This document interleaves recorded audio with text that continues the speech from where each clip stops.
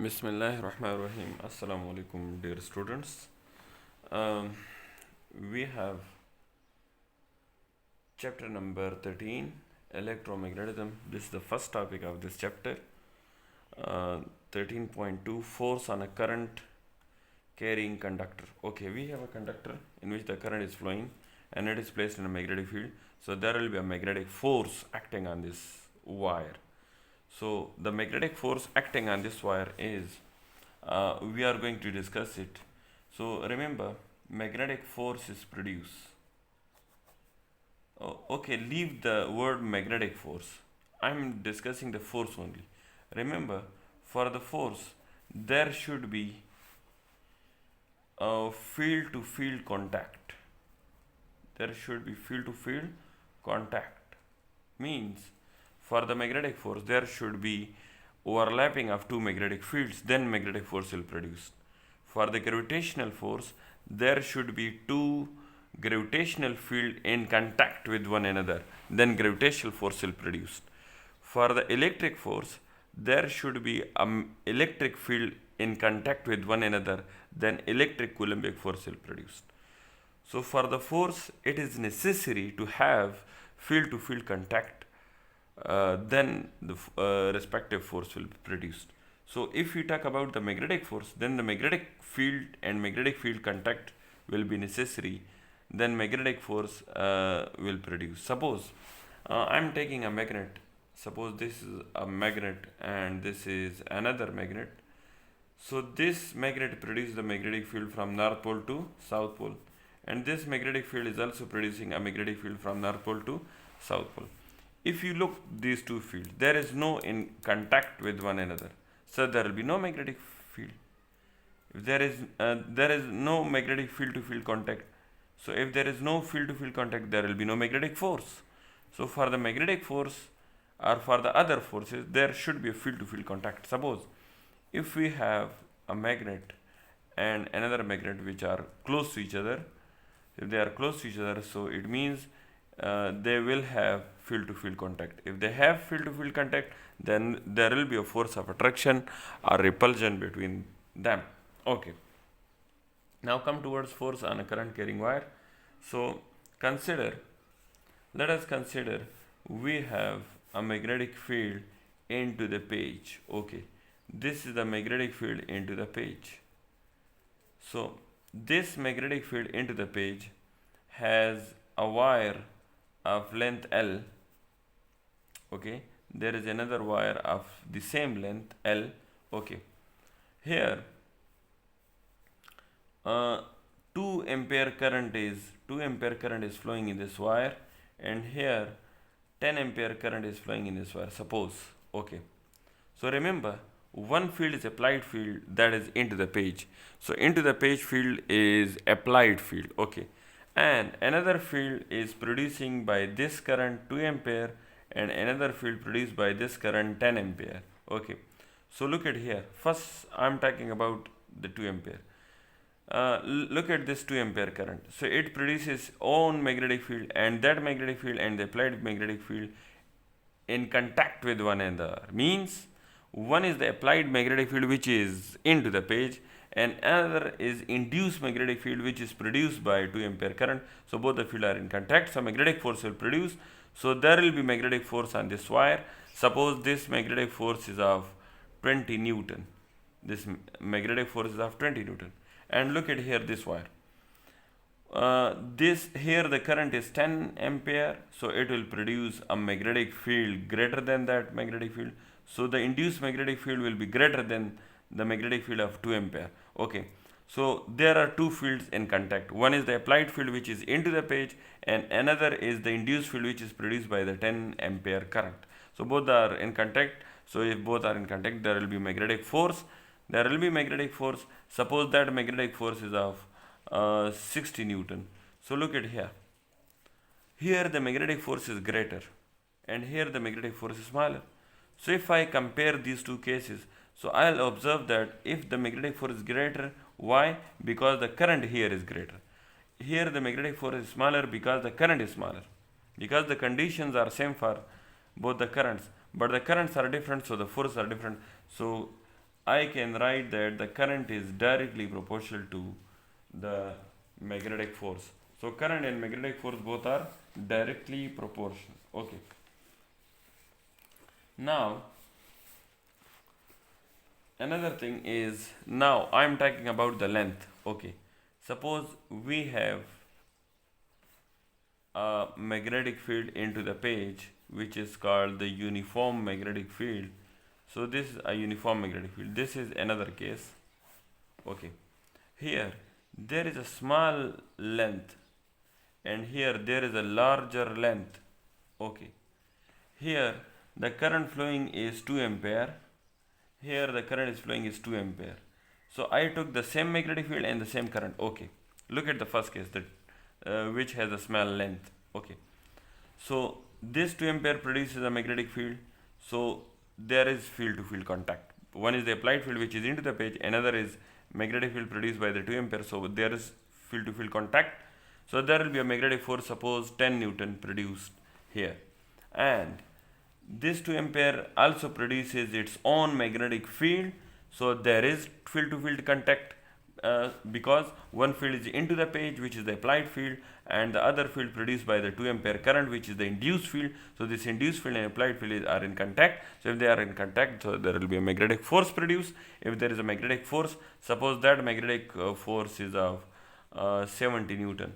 So when I compare these two cases, so I'll observe that here the wire has a small length, so the force was smaller, and here the length is larger, so the force is larger. So it means force is directly proportional to length of the wire, length of the conductor. Okay.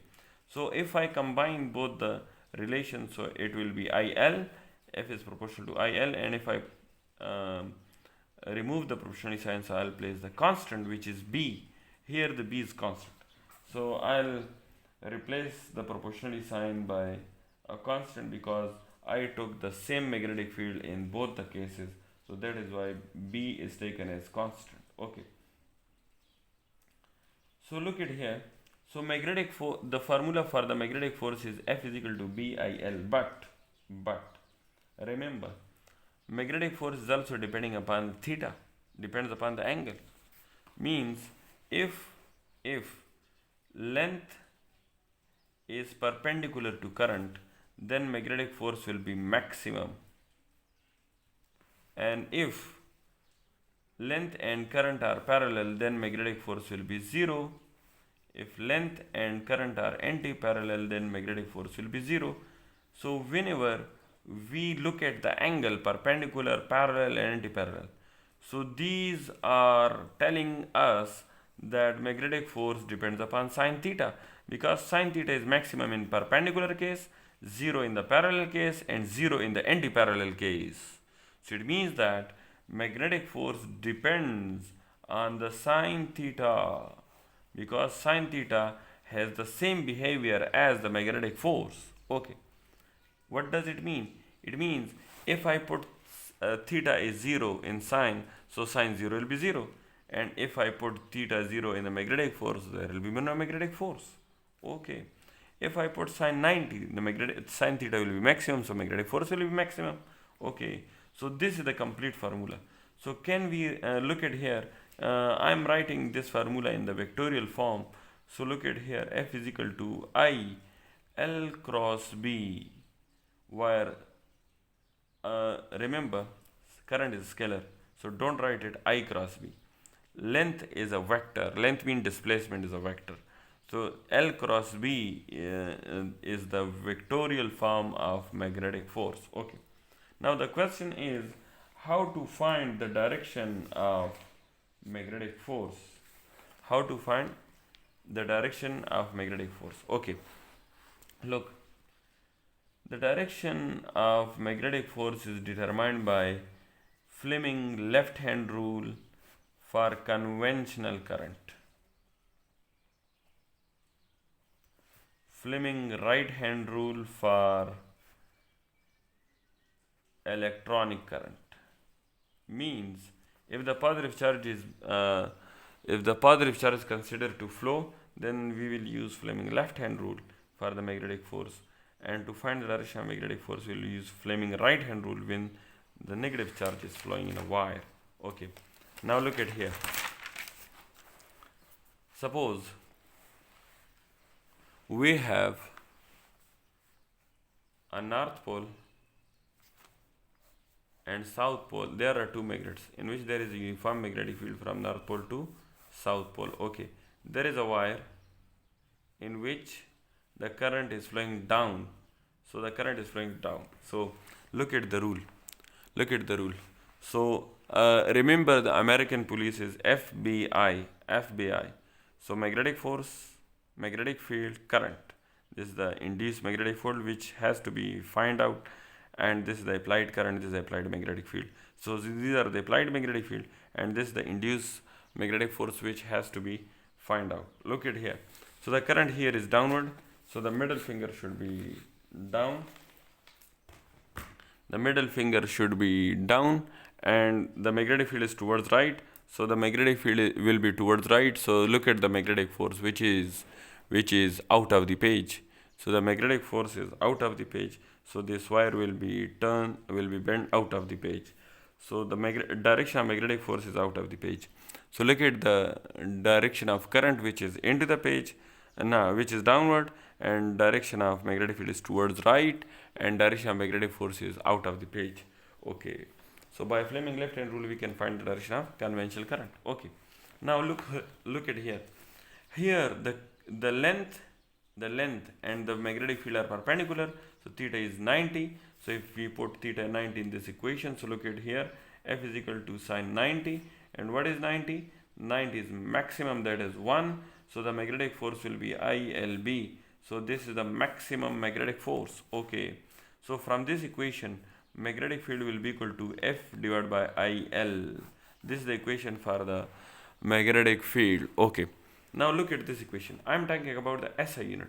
So the SI unit of magnetic field is Tesla, and the SI unit of magnetic force is Newton, and the unit of current is ampere, and the unit of length is meter. So 1 Tesla is equal to Newton per ampere per meter. Okay, now I am talking about the CGS system. In CGS system was the old one system. The unit of magnetic field is Gauss, the unit of force was Dyne, and the unit of current is Biot, and the unit of length is centimeter. So Gauss is equal to 1 Dyne per Biot per centimeter. Okay, now convert the Dyne into Newton. So it is 10 power minus 5 Newton, and Biot is 10 ampere, and centimeter is 10 power minus 2 meter. Okay, now shift 10 power minus 1 and 10 power plus 1 and 10 power minus 2 up. So it will be 10 power minus 5, 10 power minus 1, 10 power plus 2 Newton per ampere per meter. Okay, so 10 power minus 1 minus 5 minus 6 plus, so it will be minus 4 Newton per ampere per meter, and Newton per ampere per meter is equal to Tesla. So it means 10 power minus 4 Tesla. So we have the relation between Gauss and Tesla, that is 1 Gauss is equal to 10 power minus 4 Tesla. This is the relation between Gauss and Tesla, or 1 Tesla is equal to 10,000 Gauss. We can write it in this way. Okay, if you have any query about this topic, any confusion, so you can ask. So till then, take care, Allah Hafiz.